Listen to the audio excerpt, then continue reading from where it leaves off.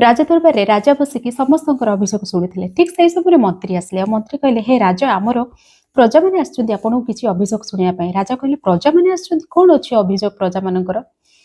मंत्री कहले हे राजन आम राज्य एमती जड़े लोक अच्छी जी कि जदि सका उठिकी आम कहीं तार मुह देखू ताले से दिन सारा खाया मिले।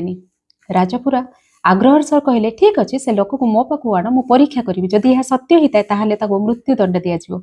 से लोक को राजदरबार को लेकिन आसिले। राजा राति सारा ता सांगरे शोइले।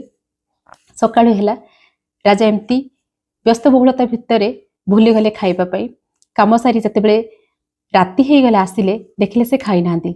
से लोक को कहले देख आज तुम मुह चाहिए बोली मु दिन सारा खाई पारिलिनी। यह सत्य जे तुम मुह चाहिए क्या खाया मिले से काली सकाळे तुमको मृत्युदंड दिज्व। सकाळ हैला मृत्युदंड प्रस्तुत चलला किंतु से लोक कहला मु मृत्यु पूर्व राजा को भेटबी। मंत्री कहले ठीक अच्छी राजा को डाकिले। राजा जिते गले से लोक कहला आज्ञा राजा काली आपण आ मु दुई जन शोइथिले सकाळ उठिकी मु आपण मुह देखिली आपण मो मुह देखिले। आपण जिते मो मुह देखिले आपण दिन सारा खाइबा को पाइलेनी आ मु जिते आपण मुह देखिली मते मृत्युदंड मिलला।